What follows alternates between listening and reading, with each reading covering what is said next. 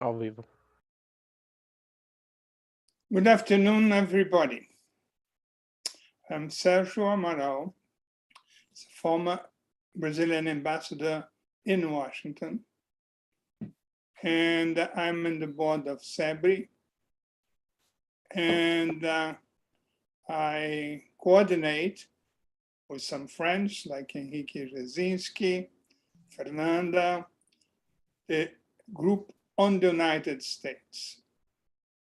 And I'm very happy to have here the General Counsel of the United States, Jacqueline Ward, who is our partner in this program. And I'm also very happy to have Maria Hermínia Tavares, a good friend who is one of the most important experts in international relations, including the US, and as an American counterpart, Professor Valenzuela, whom I have known for some years and whom I used to meet from time to time, who is going to share with me the chapter on the reciprocal visions. I don't think I will continue because I think the General Counsel Ward is going to take the lead of this introduction, and I will come back when I will share with Professor Valenzuela on the vision. I really regret that Karina couldn't make to be with us. I really insisted on inviting her. He is one of the leaders of the Association of Brazilian Students on International Relations, and I would very much like to engage this institution in whatever we do, and basically in this project. And if you allow me, I'll take 1 minute to talk about someone you probably know who just passed away a few weeks ago, who is Professor Thomas Lovejoy. Professor Tom Lovejoy, as we used to call him, is one of the people who has played a very important role in US-Brazil relations. That what I'd like many more people to do, because he was very fond of Brazil. He has many friends in Brazil. He played an important role in working on environmental issues in Brazil. He's a biologist. He's an icon and environmentalist. And it is for us all very sad that he could not be with us today, because I'm certain that he would enjoy it. So I think the Council would like to say some words as an introduction on this meeting, on our project, on whatever you wish. Thank you very much, Ambassador Amaral, Dr. Venezuela, CEBRI partners, distinguished guests, ladies and gentlemen, good evening. It really is a pleasure to join you tonight for the launch of the America in the World series. I really would like to thank CEBRI for organizing tonight's discussion, which is the first in a series of webinars supported by the Consulate General here in Rio de Janeiro. I hope that you will all want to participate in this entire series throughout the rest of the year. The US-Brazil relationship has never been more important, and I'm hopeful that you will follow this project and join the conversation. I hope that we will all leave with a clearer view of the nearly limitless possibilities that the US-Brazil partnership presents to both of our countries. I also would like to thank Ambassador Amaral and Dr. Venezuela and the other policy experts who are going to share their ideas with us tonight. Their collective experience encompasses decades of our shared history, and they have charted many shifts in the political landscape that have shaped the world that we are living in today. As recent events have reminded us, history and policy are not static. There is no fixed endpoint, no final destination, no borderies or boundaries that we can assume will never be challenged. And as the dire situation in Ukraine reminds us, destabilizing forces like Russia refuse to learn from the lessons of the past. For the United States and Brazil, the two largest democracies in the Western Hemisphere, both of us are committed to promoting peace and prosperity. And to do that, we need to keep the lines of communication open. To navigate the flow of events, we must take time to analyze, reflect, and understand. To uphold democratic values that define both the United States and Brazil, we need an informed dialogue. And that is why our partnership with CEBRI and platforms like this are so very important to us. It is especially fitting that this project takes place in 2022, as Brazil prepares to celebrate 200 years of independence, and as the United States marks 200 years of our diplomatic relationship with Brazil. The past 2 centuries have seen many changes, but there are some things that our two nations have always held in common. A lively tradition of intellectual inquiry and research, a shared belief in the value of education, and a fundamental spirit of hope and optimism about our respective roles in the world and on the international stage. I hope that as we examine in the America in the World series, tonight and in the months to come, we will all gain a deeper appreciation of how we arrived at the point we are at today and better perspectives on where we should go to the future. So thank you again for this event tonight. Thank you very much. Thank you, Consul General Ms. Ward. Welcome, everybody. Thank you for your presence here. And of course, I would like to thank the audience as well.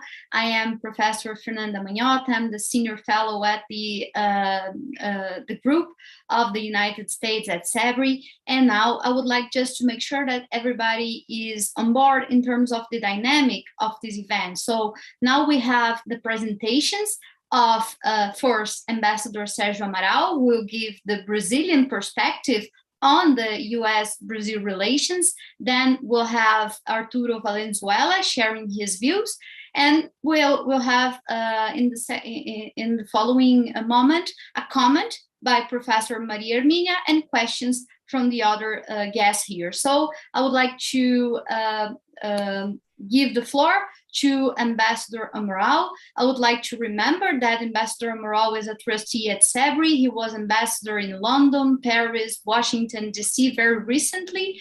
He was also assistant professor of international relations at the University of Brasilia and had many other important positions in the Brazilian government and the private sector throughout his life. So, Ambassador, it is a pleasure to hear you today, and I would like to give you the floor, please. Thank you, Fernanda. I don't want to take much time. I'll make a summary of a few general ideas and some suggestions. I think that one of the important points in US-Brazil relations is the need to a closer understanding. A few years ago, when I went to the United States for the 3rd time, then as ambassador, there were 3 aspects of the relationship which drew my attention. One of that is the pendular approach of our relations. Sometimes we go too close, sometimes we go too far between the 2 countries. And I think that it's time for us to have a more mature relationship with the United States and also more continuity. These were the 2 topics in which I concentrated my efforts as ambassador in Washington. I also remember the comments by a US ambassador who had been here in Brazil for some time. And when asked how were the relations between Brazil and the United States, he used to say, they are good, but we can't connect. And I think that this is true. And one of the efforts I engaged in, and I think that this project with CEBRI could also work about, is what are the areas in which we really can do things together, and other areas in which perhaps we don't need to do things together. We need to understand each other, and this is one of the purposes of this project, but we have also to take into account the many changes that are going on in the international arena, because they have a direct impact on us, and that have a direct impact on our relationship. And in this respect, I'd like to mention 3 topics. One of them is the emergence of China. Of course, we cannot not consider the importance of a country which comes to the international scene with a population of 1.4 billion people, and which was growing by an average of 10% per year during 30 years. The second point, in addition to the emergence of China, I'd like to mention a recent article published by Farid Zakaria recently, I think in the Washington Post, when he says the American tax is over. Of course, I think he exaggerates, and I don't share his view, at least when it is taken, as very often it is. Oops. I think maybe we're facing a technical problem with Ambassador Amaral, but in a few minutes or a few seconds, he will be able to... But it is... Okay, so we have Ambassador back. Is it okay now? Is it okay now? Yes, Yeah. Ambassador, please, go ahead. Okay. What I have instead is the perception or the impression that the 2 big institutions and visions that the United States promoted after the Second World War, which are basically the San Francisco institution, let's say the United Nations, or the Bretton Woods institutions, which regulated both the peace and the globalization, perhaps they are no longer so important as they used to be before. The second point, which I think is we have to take into account if you want to understand what's going on, is the invasion of Ukraine by Russia, because it really affected or changed the nature of war itself. Instead of deterrence for as a defense to or a containment to the risk of a nuclear confrontation, what we have now are tactic nuclear artifacts, which instead of this deterrence, which was there to prevent countries from using the nuclear weapon, these tactic weapons, they enable the use of nuclear artifacts because they are not so dangerous, or the effects perhaps are not so strong. In the area of war, and I think that this has changed considerably. The strategy, the military strategy, is the use of sanctions, of economic sanctions. This is not entirely new, because the United States had already used this with respect to Iran, Venezuela, and even with the bank, BNP of France. But it is the widespread use of economic sanctions which proved to have a devastating effect and is now part of a panoply of weapons at the disposal of the strategies and the role of communication. So all this put together make a substantial difference in the arena of international policy, which impacts all of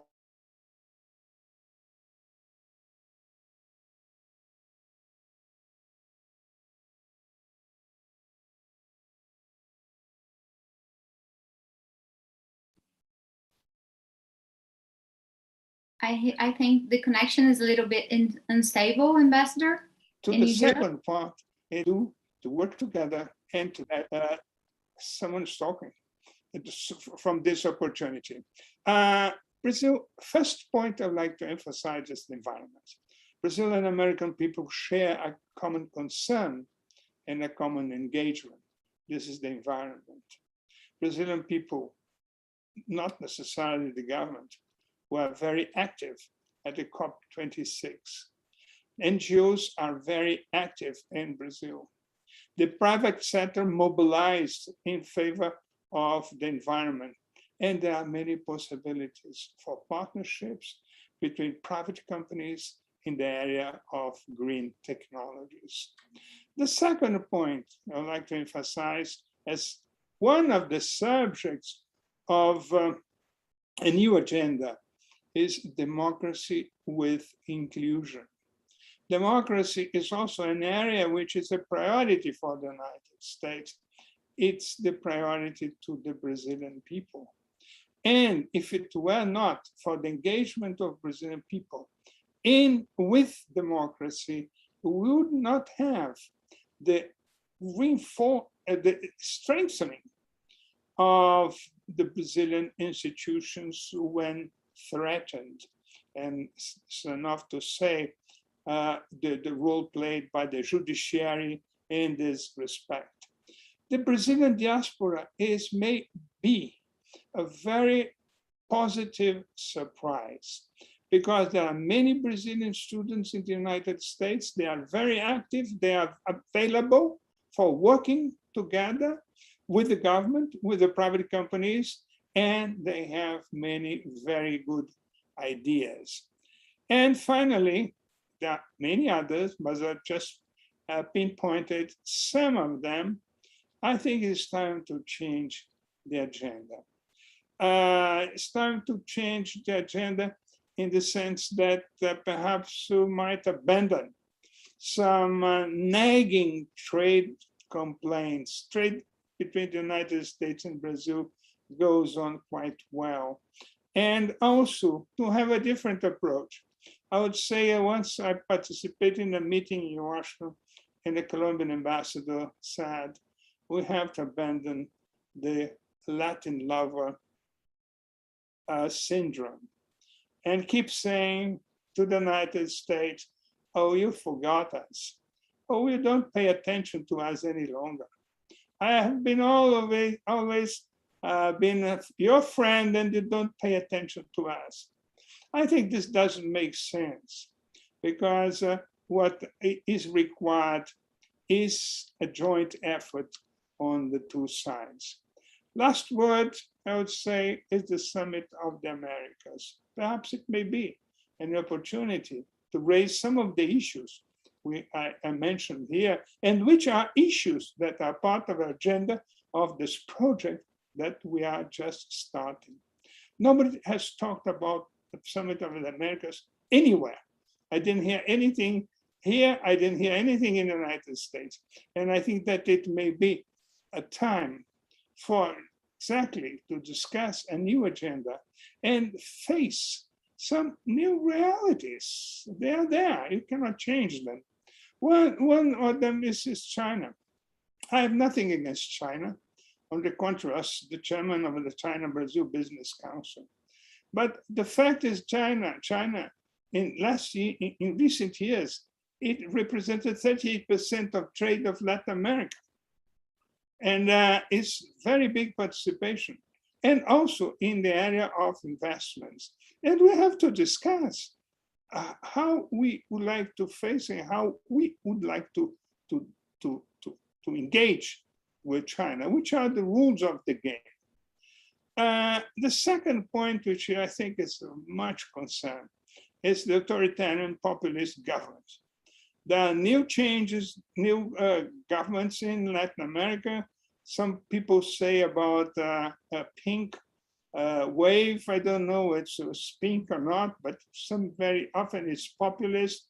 And I think this might deserve more attention, not only from the United States, but from us in Latin America. And finally, I think we'll have to face a growing problem, which is the rise in inequality. Thank you.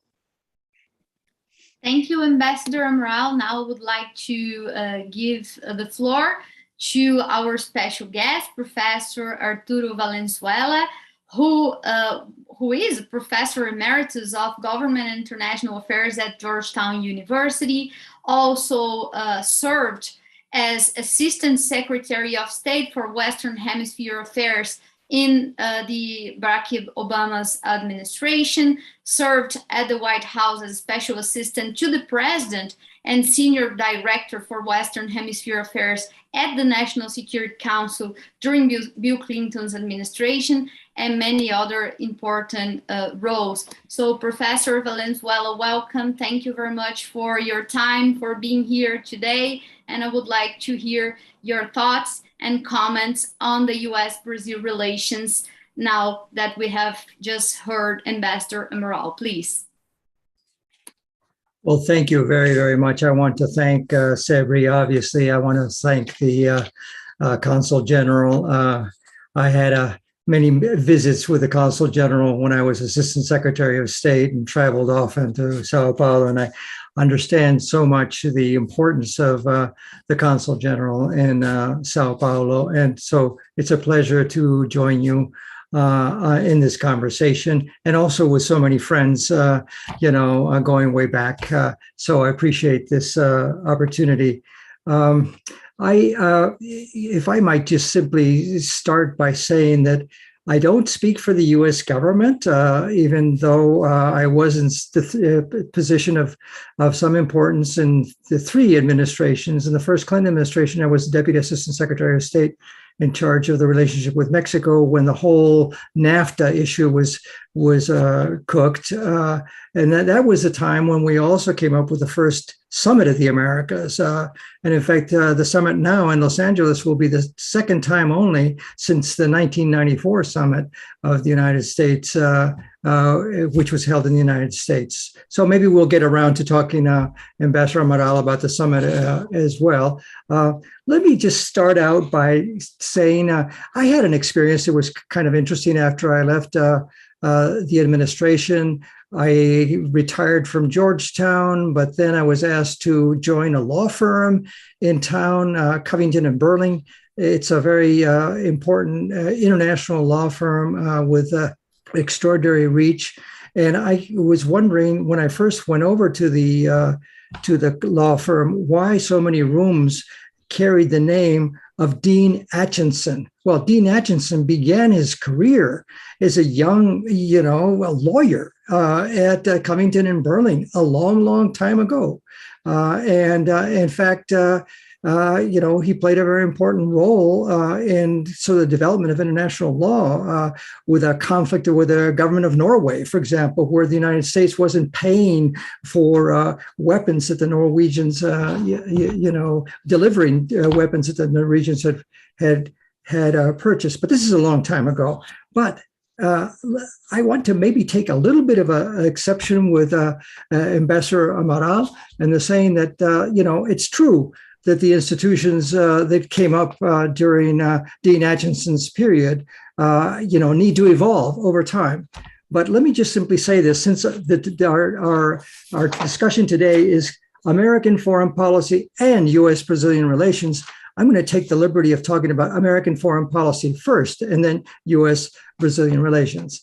And when I refer to American foreign policy, I really believe that we need to anchor American foreign policy since the Second World War in what Dean Acheson in his famous book called, Present at the Creation. And these are the creations of the institutions after two devastating world wars. And these were the institutions that, and if you might just take a minute and talk about them, because they have evolved, but they need to evolve even more. But let's begin. The ambassador mentioned Bretton Woods. Yes, Bretton Woods was very important. That's July 1944. It's the basis of the international financial system until today. And let me add a footnote. 19 of the 44 countries that were signatories were Latin American countries. And then if we move from Bretton Woods in 44 to San Francisco in June of 1945, we have the UN that's formed. And the UN, of course, was an extraordinary effort to try to sort of bring the world together through institutions. Guess what? At the UN, 50 signatories were the original signatories in June of 1945 at the UN. 22 of those were Latin American countries. And I'm going to put a parenthesis around that and say, why is that even important to remember?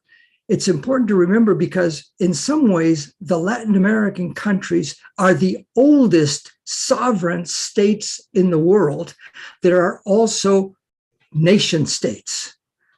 And that's a very important point to make, because what happened, of course, was the other 193 members of the UN today were part of large empires still. And it wasn't really until, the 1960s and beyond that many of these countries, in fact, became sovereign nation states. This is important because I think Latin America plays a slightly different role. We are not subject to what the Italians call irredenta. And irredenta is exactly what's happening with Russia and Ukraine. It's because Russians are living in Ukraine, somehow that'd be just part of ours. When Subcomandante Marcos rose in Mexico on the 1st of January of 1994, it wasn't to create a Mayan state. It was to ask the Mexican government to,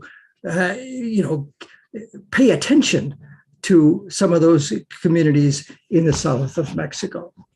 Anyway, should we move on real quickly? San Francisco is the UN. But what happens in 1945? GATT, the General Agreement on Tariffs and Trade. What did that become? That became the WTO. It became the WTO years later, 1995. But still, that is the architecture, really, of the way in which we conduct international trade through a rules-based international order. Let me underemphasize that, because what I'm referring to in talking about all these institutions of the, this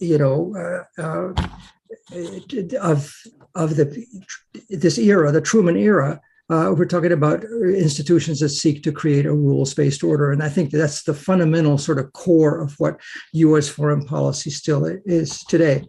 Well, what after the General Agreement of Tariffs and Trade? Truman Doctrine, 1947. Marshall Plan as well. And what is that pushing back on? The Marshall Plan and the Truman Doctrine were the beginning, essentially, of the Cold War, because this was when the United States realized that it needed to push back on the imperial desires of essentially of the Soviet Union. And this is where you get this sort of this bipolar world, which becomes extremely difficult. By the way, a little footnote.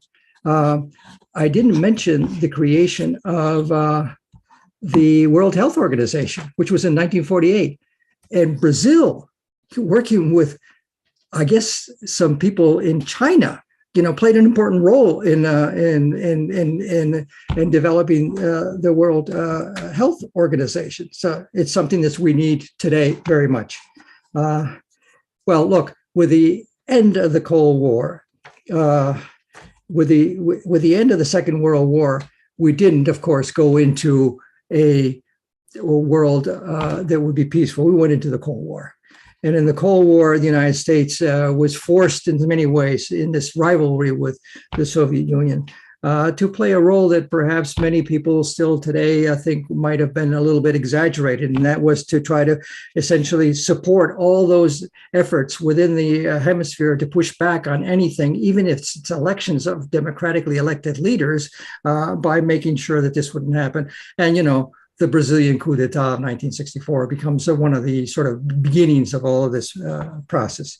Okay, I really want to finish this chapter, but the architecture of the Dean Acheson world is the architecture of what we need to do now, with a mindful of the fact that in order for us to have an international order that benefits all of us, we have to learn how to cooperate. And in order to cooperate, we need to be diplomatic. In order to be diplomatic, we need to have institutions that facilitate that sort of effort. And that's where I think we are right now.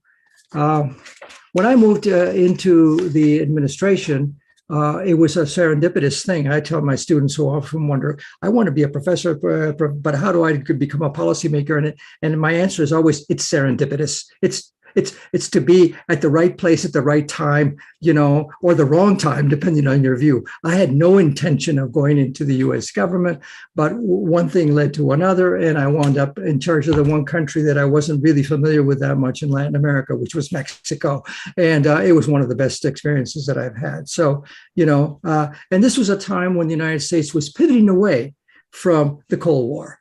And I was encouraged by the fact that the United States was moving now to support democratic institutions and all those sorts of things in the region, and to try to create a better environment for our hemisphere.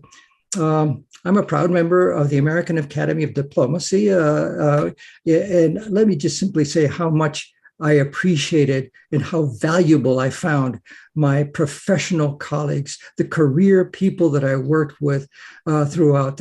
We would not have been able to do what we've done over the years and years without the quality and the commitment and the patriotism of career professionals. And I have nothing but the highest respect for them. So let me jump ahead. I guess, Fernanda, am I taking too much of my 15 minutes? Let me try to see if I can roll this down a little bit.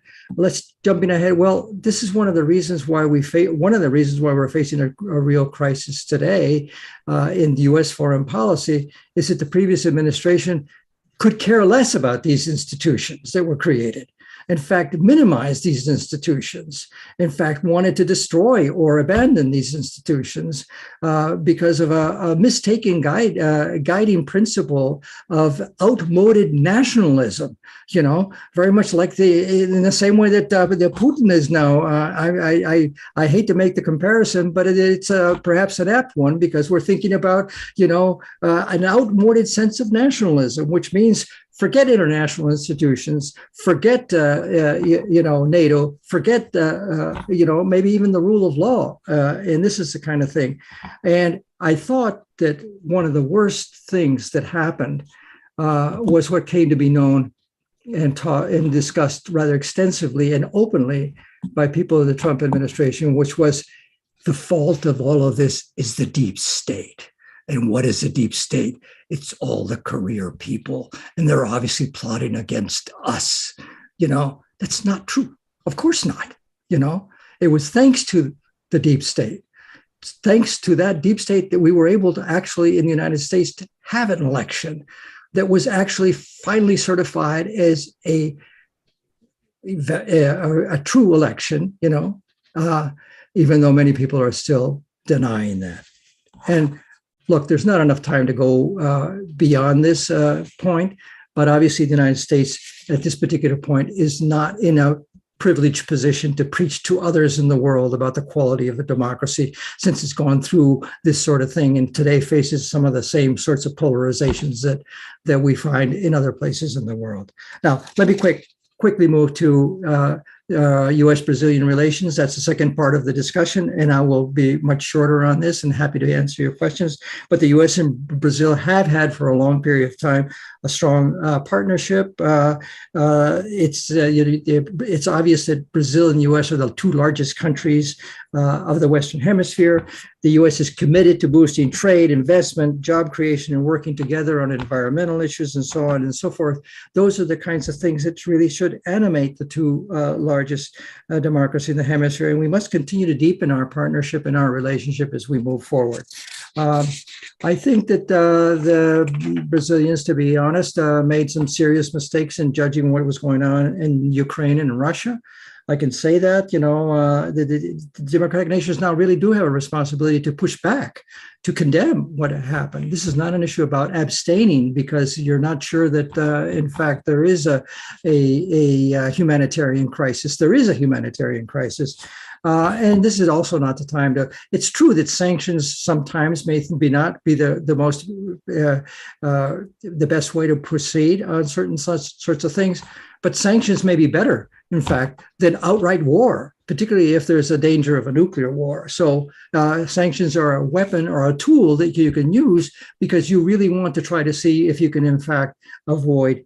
Let me just pivot very quickly, and I'm going to have to shorten this, Fernanda. Sorry for, as a professor, I speak exactly 45 minutes straight because that's what my seminar does. And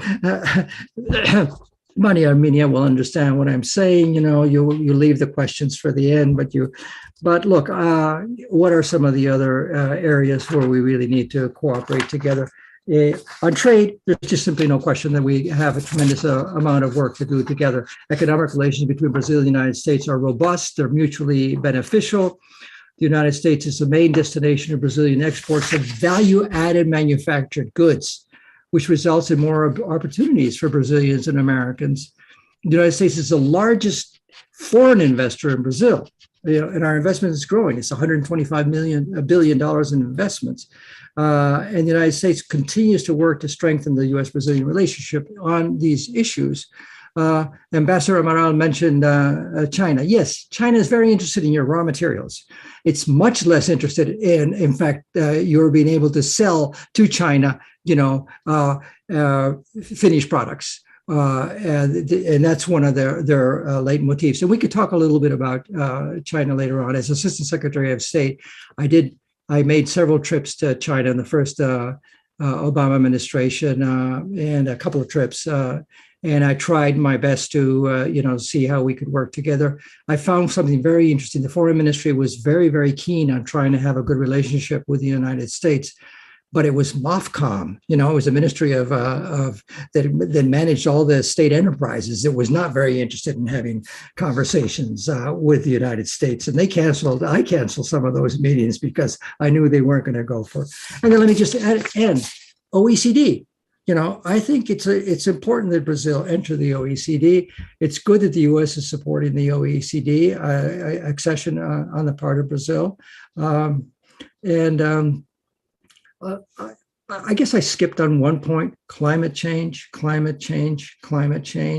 We do need to work together. The U.S., of course, all countries ought to respect the sovereignty of Brazil in terms of the Amazon. But on the other hand, I've been working with a nonprofit philanthropic organization that does some work in Brazil.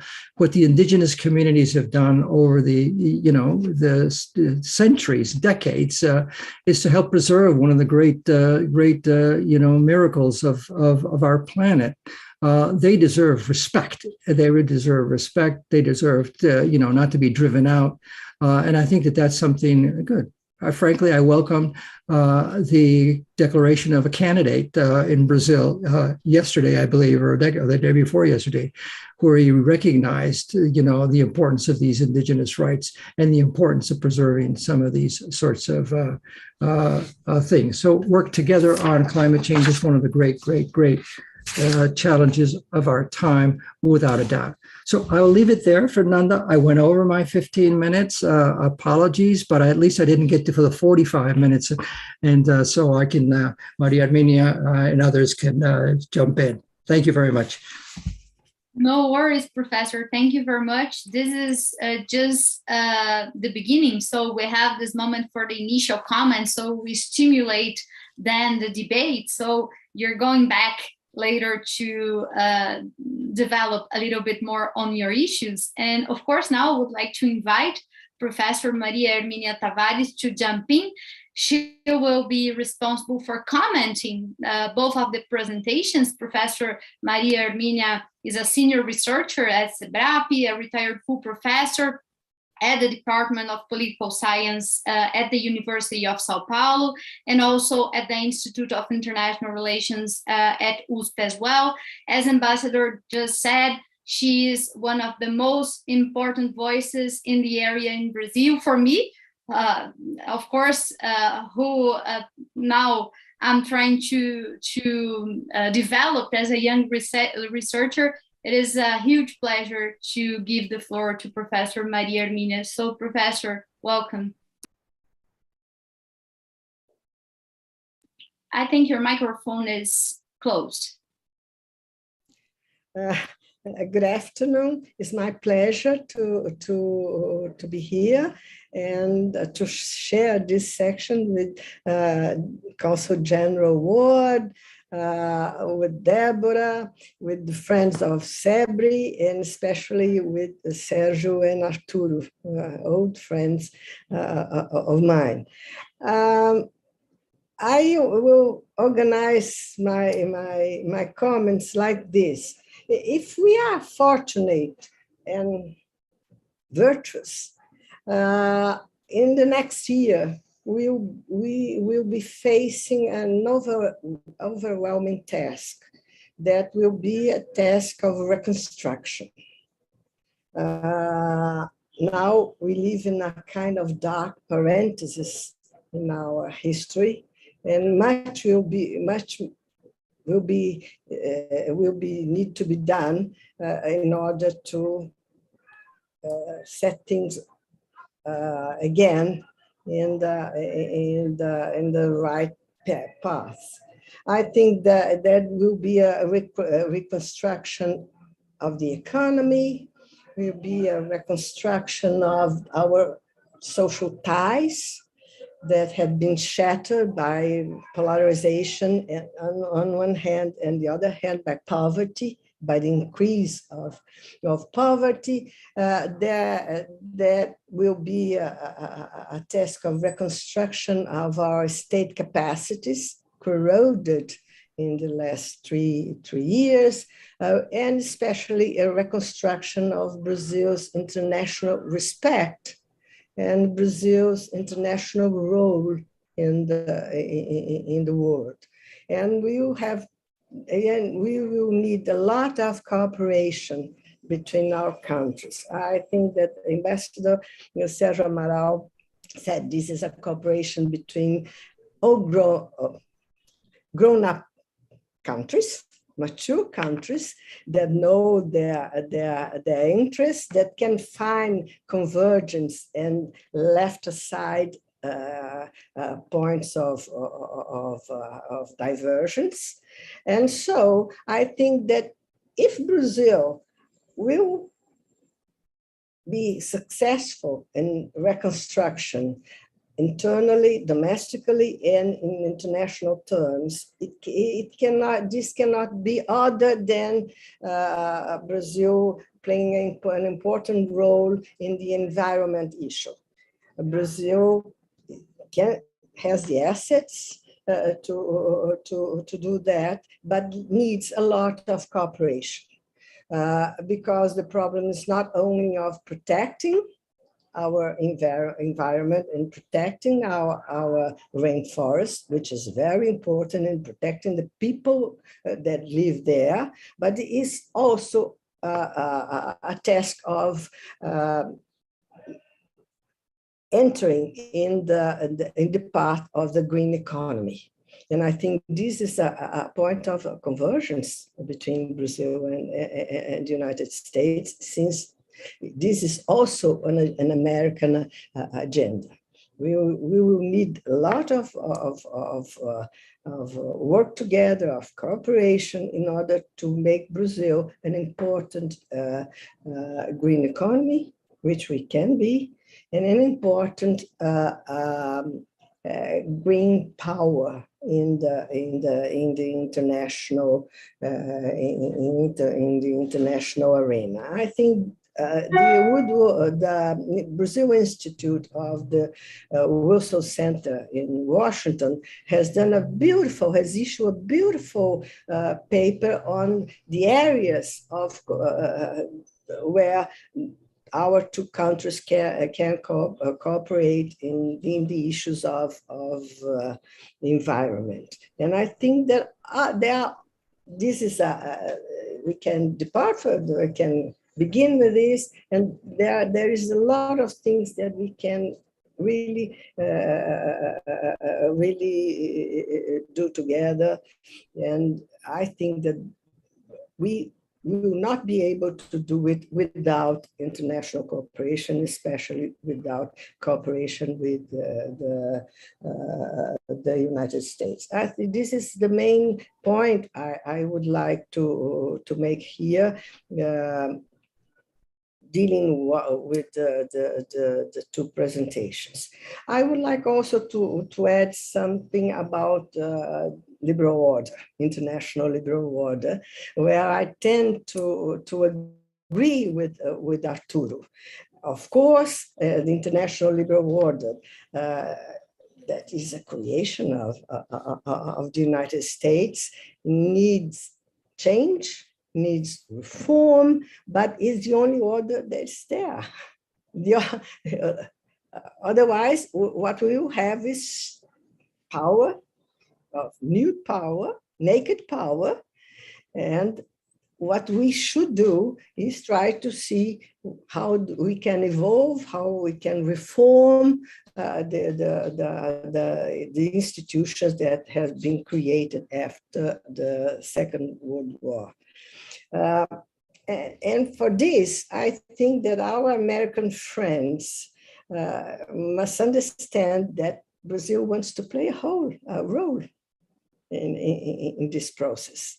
It's not only being part of the institutions, and Brazilian has a long tradition of multilateral politics in international affairs, but Brazil wants to play and wants to be in the main arenas of decision making.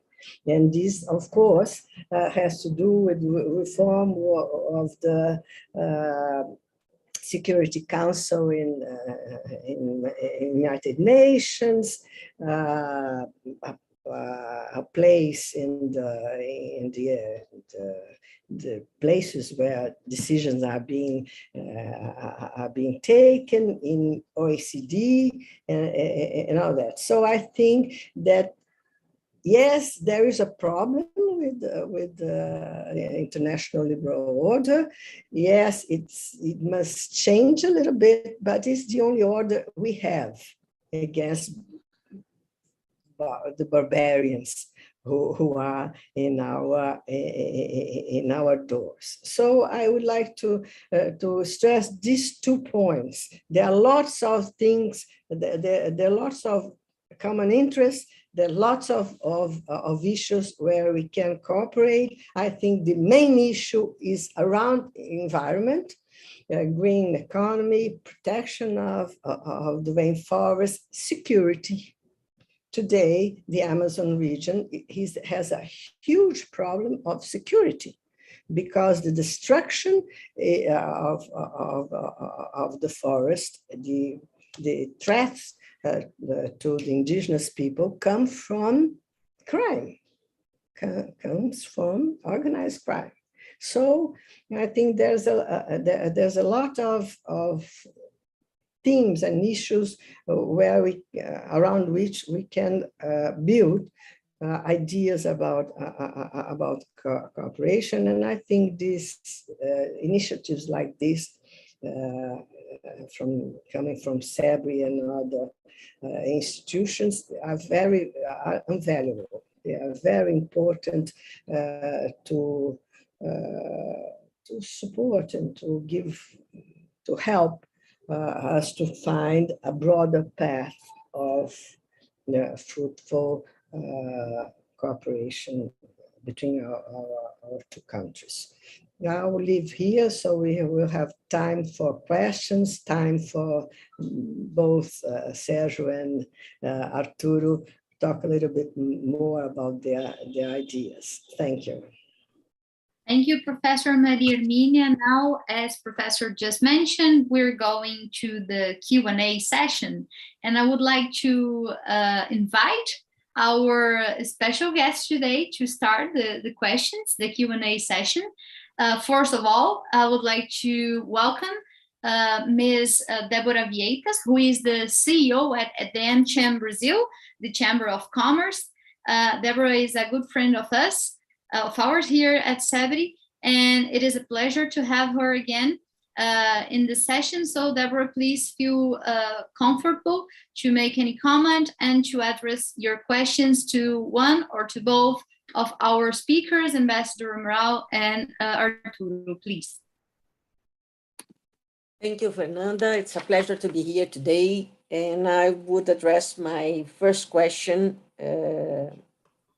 either to Ambassador Sergio Amaral or as well to Professor Arturo Valenzuela. And I start by China. It's a topic that has a great interest to all Latin America because China has been consistently growing its presence together with its financing in Latin America in recent years. In terms of commerce and investment, we've seen large figures. The US government seems to offer a mild reaction to that with some initiatives of governmental agencies such as Exim Bank, DFC, USTDA that come from time to time to visit these different countries. I would like to know if you see really an additional effort of the US government to counterbalance this growing position of China in the different countries of Latin America and in Brazil. Thank you, Professor. Thank you, Débora. Now I would like to go back to Ambassador Amaral to answer the question, then to Professor Valenzuela, so we can go to the next question. Thank you very much. Yeah, I'll be very brief because this subject would take a long time to have a thorough discussion. I think the problem is not the reaction by the United States. I think the United States, I've been in Washington recently, people are concerned. And sometimes they're also more than concerned, aggressive. And some people don't know exactly what's the best approach, even to the US. The US companies, some of them like the Chinese partnership, some other people don't like it. So the point is what we're going to do, what the Latin American countries are going to do, because it's a reality that we are not integrating to Mercosur, we are integrating to China. Is that what we want? Or should we sit down with China or some other Latin American countries, say, we appreciate you invest, we appreciate that you do business and trade, but let's set the rules. Because up until now, there are no rules. Take, for instance, the case of Argentina. Argentina has recently signed a large agreement with China, which includes investment, which includes partnership in infrastructure, which includes nuclear energy. And in some cases, they have a better access to their products in Argentina than we do. And we are partners in Mercosur. So we have to sit down together and set up the rules. I think that's the point. And we have to decide what our countries what we want. Do we want to be part of Belt and Road Initiative? Some of them are. Brazil is not. So I think that a discussion among ourselves is the starting point of any joint approach to China.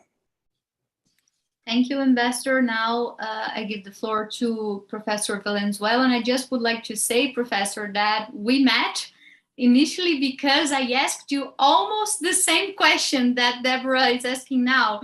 My dissertation, my PhD thesis is about US-China, Latin America relations. And Professor Valenzuela is Ambassador Shannon were interviewed during my research. So it is very good to refresh my memories. I would like to hear you now.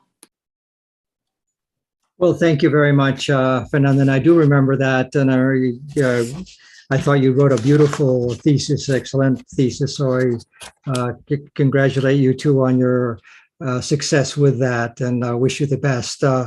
Look, you know, my own take on this is that we need to be clear about what is going on. You know, let me tell you this to give you an anecdote. In the Obama administration, we were very much committed to what we call the Trans-Pacific Partnership, the TPP. And the Trans-Pacific Partnership was something that we looked upon to see how countries, even in Latin America, could work with countries in other places in the world, and looking at how they would deal essentially with Asia more generally, you know, and also mindful of the role of China in Asia and in the world. And during that period, I remember talking to many of my colleagues in Latin America, friends and counterparts, you know, other diplomats and so on, and they would say to me, Arturo, you know, we're a little concerned that with the TPP, you're too interested in geostrategic issues. We are interested in trade. We don't want to get involved in geostrategic issues, you know, and this is maybe from Chilenos and Peruanos and, you know, others that will not be mentioned. And so fast forward, you know, the US in the Trump administration withdraws from TPP, and some of the same people that I dealt with earlier said, Arturo, how we miss the United States, because this is not just a trade issue, it's a geostrategic issue. And we need to deal with serious geostrategic problems, you know, including such things as intellectual property and all the way down the road, you know, and in other words, the rules-based order that we're talking about. What are the rules for international trade? How do the Chinese play by those rules? And in fact, if you talk to many countries, you know, who've gotten some of this investment, particularly countries, maybe even like smaller countries where, you know, they say, oh, we'll build an airport for you. And guess what happens? You know, all the workers come from China, you know, and they all build the airport. There's no jobs for local people whatsoever, you know. And what happens too when, you know, they sort of invest in a partnership? Let's face it, you know, as I said earlier, you know, China is primarily interested in raw materials in order to build its industrial capacities, you know, forgetting about the importance of intellectual property and all that kind of stuff, because that can be easily replicated, you know. That's what, but when it comes to, you know, sending products from Latin America with value added, you know, what if the Chileans really wanted to create, you know, copper products? Nope. It's not about copper products. You send us the copper, we'll send you the copper products later on, and we'll take some benefit from that. And then let me get to the belts and roads thing too. Look, it's obvious that China is using, of course, its institutions in order to finance a series of things around the area. And people say, oh, well, why doesn't the United States do the same thing? You know, where's the what used to be OPIC, the Overseas Private Investment Corporation, which is now the Development Finance Corporation, and you're not putting that kind of money. Well, wait a minute. There is some money there, but what people tend to forget is that China doesn't have a private sector, really. And so these built-in roads, investments and so on come from the public arena. But what about in Latin America? Just take a look at, U.S. investments in Latin America by far are much higher than those that China has in Latin America. In every rubric, it's billions and billions and billions of dollars, and these are in high, processed goods where you have trade, relationships that have been affected somewhat by the pandemic as we struggle with what's happening with value chains. But these value chains are based on, real jobs for Brazilians and real jobs for people elsewhere, and not so much what China is intending to do. So let's be really careful about, thinking that somehow China is eating people's lunch. It is eating people's lunch, and I don't think that we're necessarily benefiting from it. I think that's the basis for our thinking about it. What is the nature? This is where I get back to the rules-based order.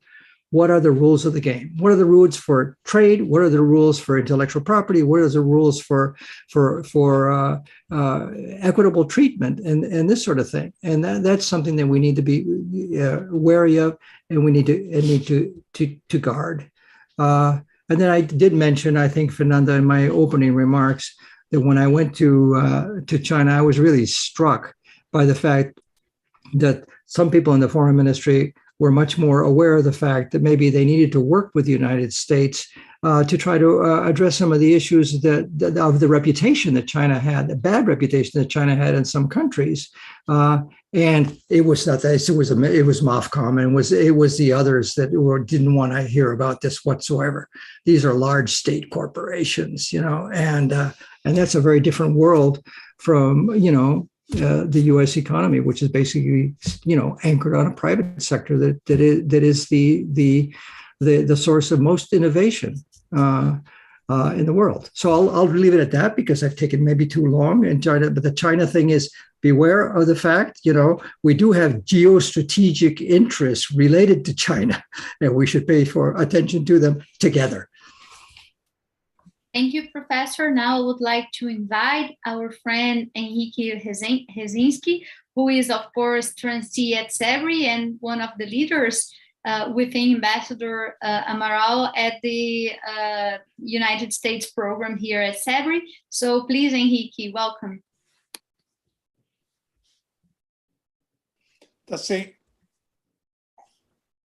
I think your microphone is closed. Está sem microfone. Está sem microfone. Yeah, maybe Henrique will open the mic now. Okay. Good evening, everybody. Let me take my 3 or 4 minutes to make some brief comments and my question.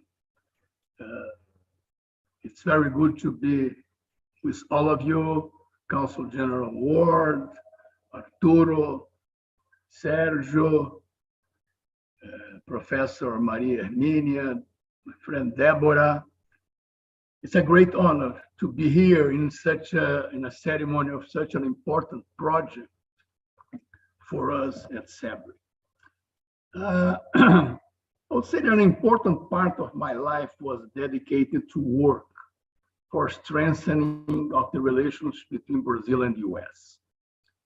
For 3 terms as the chair of the Brazilian section of the US-Brazil Business Council, other 3 terms as the chair of BIC, the Brazilian Industry Coalition in Washington, D.C., and 2 terms as the chair of the American Chamber of Rio.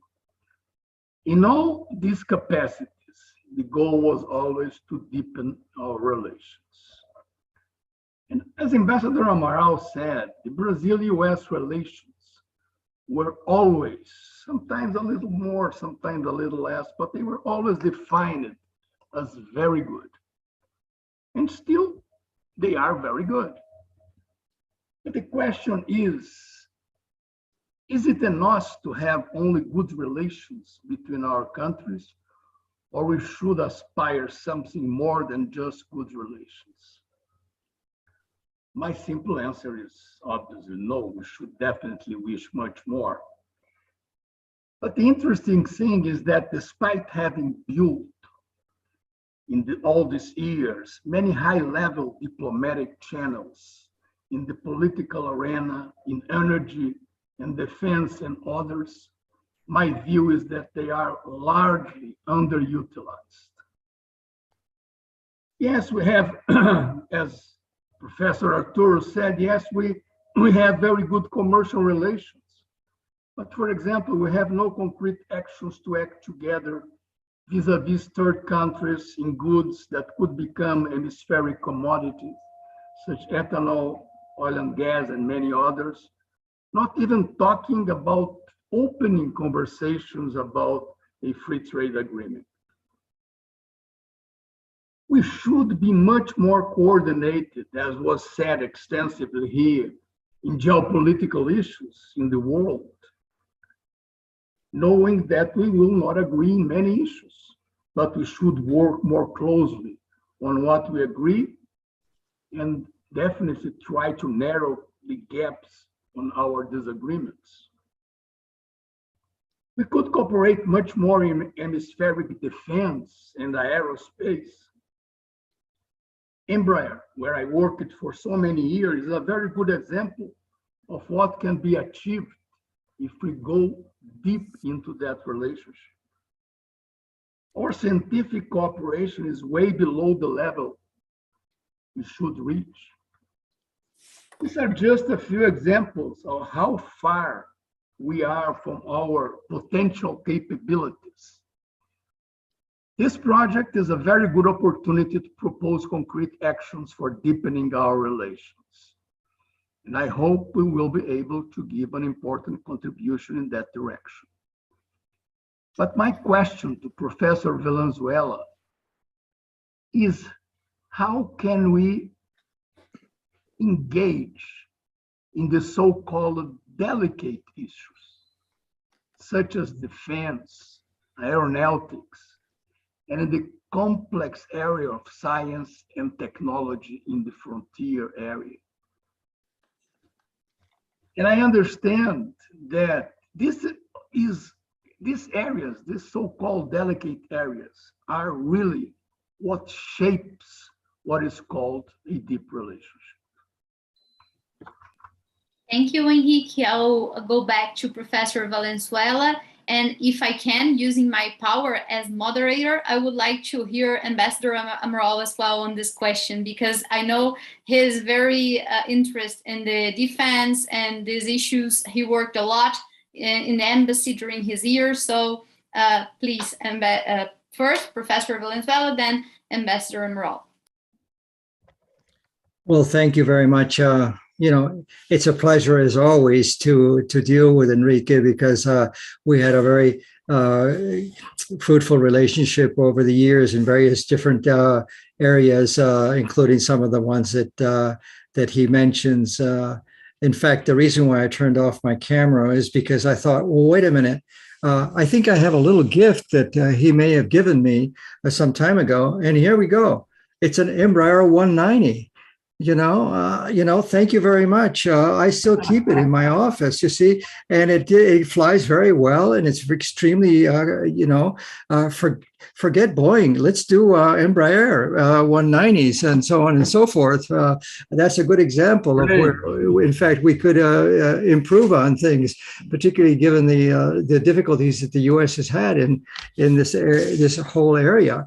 And I couldn't agree more that the two countries could cooperate on so many of these sorts of things. And in fact, I remember very well the fact that we were very much involved in trying to see how we might work together on space exploration. And there were conversations and so on and so forth that went on at various different particular times.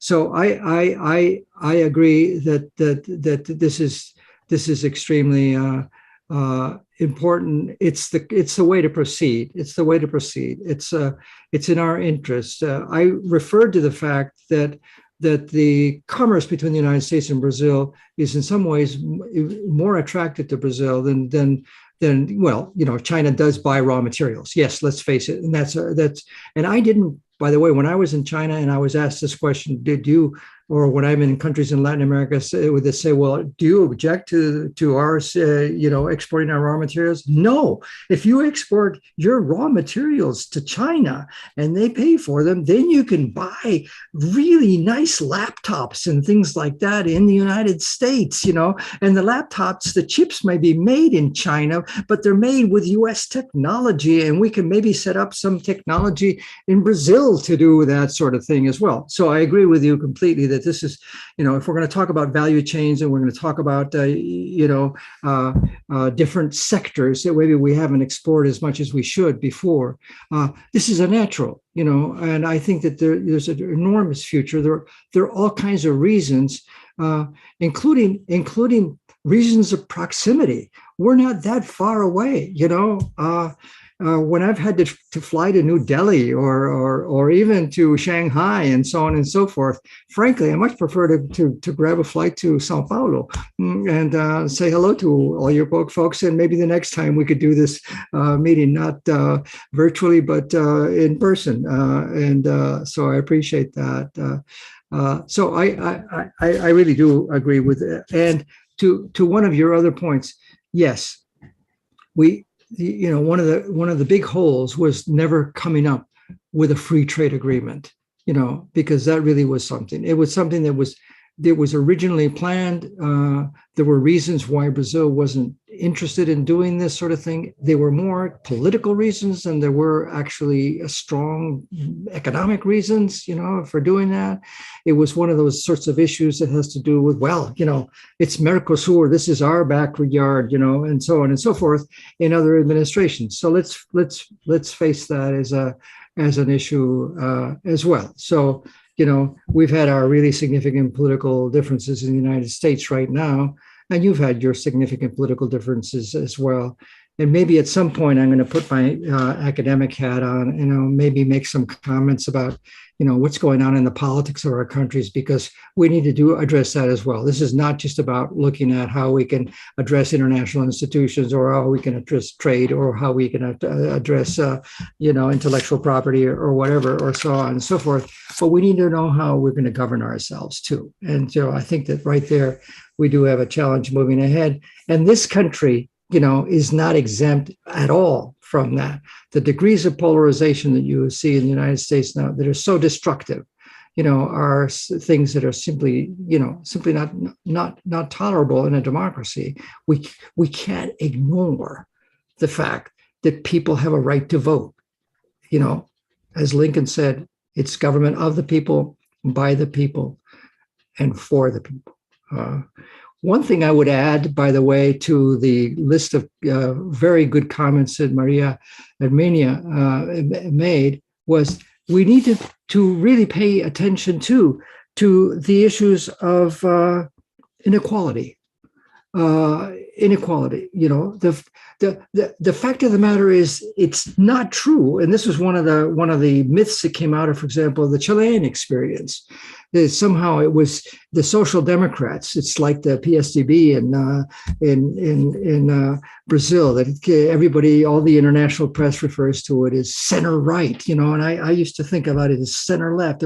Weren't social democrats sort of center left in another era or whatever? But, this whole question of what happened? Well, the truth of the matter is that many of the neoliberal reforms, did lead to enormous progress economically. And I remind my friends in Chile that, when I left Chile in 1960, 55% of the people lived in absolute poverty. Today, by those measures, it's 8%. That is a huge, huge, huge, huge plus.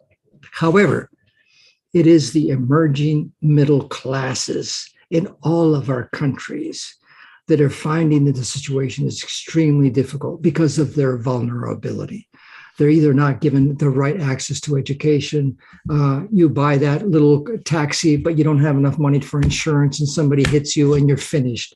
And that's what we're seeing too. So I think we have an agenda, that has to do also with the question of, how do we address, the insecurity, the economic insecurity that people have, levels of discrimination against people, of indigenous backgrounds, and so on and so forth. The kinds of things that we're facing in spades in the United States as well. So this is where we need to fix many things about our world. And I haven't talked yet about governance, but I'll leave that to maybe another webinar at some other point. Yes, Ambassador Amaral. Yes, Fernanda, you are right. Defense is a very important subject in our bilateral relations. And it's very curious also, because when I arrived in Washington, I realized that there were more than 40 projects on the table, and they didn't move. Why? Because perhaps the relationship between the two governments was not very heated, was not, there was some distance because it was Dilma and so on. Now, this didn't happen with the projects in the area of defense. And why? Because the military have their own channels, and they continued to work despite the fact that the two governments on the political side were not going on so well. So government to government, defense is an area which is working and has a big potential. But, and Henrique knows quite well, in the area of the private sector, this is not so easy, because there is a big imbalance between the US companies and the Brazilian companies. Only Embraer can match and do business with the huge American companies, and they did. But except for Embraer, the Brazilian companies cannot match the technological level of the US companies. So the defense issue has this problem, not in the area of government, but in the area of the private sector. The Brazilian companies tend to be very small. Now, I think in the area of trade, the United States cannot complain, because for the last 10 years, ending 2 years ago, Brazil had an average yearly deficit of $10 billion with the United States. And we have been buying much more than we have been selling to the United States, be it commodities or finished products. Perhaps we might try, Fernanda, to have someone from the audience now. Yes, Ambassador. I was just wondering that, of course, we are running out of time, but to honor the audience, I'll have 2 questions if you are available, or if you feel comfortable in answering them. Other members of our group too. Okay, so we have one question that I would like to address to Professor Valenzuela, and then a second question that I would like to address to Ambassador Amaral. I think these 2 questions, they summarize many comments we are having here from the audience. The first one, Professor Valenzuela, is related to domestic politics and how it impacts the foreign policy. So Isabella Pereira is asking, how do you think the rise in inflation, the domestic issues, challenges, how do you see they affecting foreign policy and trade in the current world scenario, and how it shapes Joe Biden's foreign policy? So this is your question. And then I'll come back to share the other questions. So please, Professor. Well, thanks very much. I wanted to put my academic hat more on than my policy hat, and this does give me an opportunity to make some comments along those lines. The domestic policy process, of course, may not be working very well if the politics of the country are not working very well. And this is one of the things that we're, of course, facing in the United States. We're still, we still have many people in the United States who believe that the previous president actually won re-election, and they're not willing to come to terms with that. And we still have a lot of people who think that what happened at the Capitol was, not an insurrection seeking to overthrow a democratic verdict, but somehow the right of the people to, protest and to carry guns and this sort of thing. Where I'm going with this response is that it's very difficult then to come up with really good domestic policies and so on if the policy process itself is somewhat broken. And this is where we really do need both, I think, in Brazil and the United States, maybe in some ways more importantly in the United States, is that we need to get away from some of the rules and regulations that we're still living under, and that is a situation where essentially you have something like the United States Senate, for example, which a majority of the United States Senate represents only 13% of the population. And if the majority of the United States Senate, that is 50 plus 1 senators, represents 13% of the population, and you have a state like Wyoming with 500,000 people with 2 senators, and a state like California with 40 million people, and they both have 2 senators, is that democracy? And I've been involved not only in Chile and in other places, and I started actually in Brazil with issues of constitutional reform, where I was a real supporter of the parliamentary form of government in Brazil at the time. And I think that we really do need to have some significant reforms, and it's an issue of the rule of law. The rule of law. Somebody referred to public insecurity. Public insecurity is partly also related to rule of law. And I think that this is, the domestic policy process can only work if you really do have a full commitment to the rule of law and democratic institutions work. Otherwise, it becomes much more difficult, and it's not a matter of just simply saying, oh, well, let's just change the Constitution, This is not about, it's one of the, I met Hugo Chavez many times when I was in the US government. And, one of the things I totally disagree with him on was this notion, oh, if the people want a new constitution, they can have a new constitution. Let them just have voted for a new constitution. No, that's not what constitutions are for. Constitutions are not for, satisfying the current majority.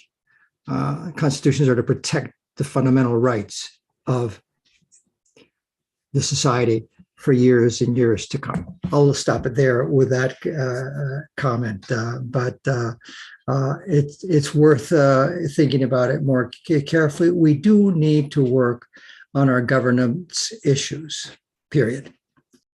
Thank you, Professor. And I would like to address the last question that is to Ambassador Amaral. Is from Pedro Moretti, and he asks, what are the perspectives for the US-Brazil relations in face of the possibility of government change in Brazil in 1222? In what ways it may improve, and in what ways it may get worse? Ambassador, just a very easy question for you now. Very easy, but it deserves a short answer. In case there is no change in government, we're going to go to a very difficult situation, both domestically and abroad. And having a change in government is our only hope.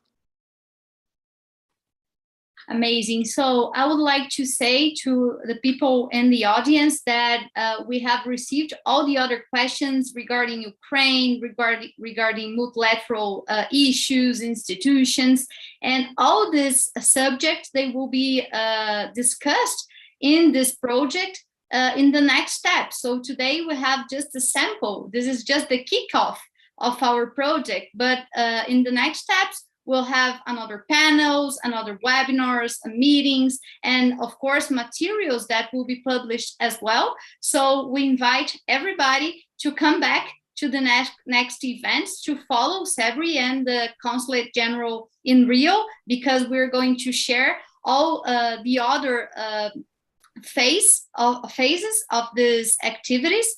And for now, on behalf of CEBRI, I would like to thank, first of all, Ambassador Amaral and Professor Valenzuela for their presentations, the insights, the comments. Of course, I would like to thank as well Professor Maria Herminia, who made the comments, and our distinguished people invited to ask the questions, and Henrique and Deborah. And of course, Consul General Jacqueline Ward, it was a pleasure to have you here today in this initial meeting. You are more than welcome to come back whenever you feel comfortable. And for those who are following us now during this webinar, please keep in touch and keep posted so you can follow the next steps of this very nice project that will take around 12 months, around a year. So that's all for today. Thank you very much for everybody, and see you very soon. Okay. Ciao. Ciao. Obrigada pelo convite, embaixador Fernanda. Prazer ter estado com vocês. Professora Hermínia, um prazer. Arturo, gracias. Henrique. Até logo para todos.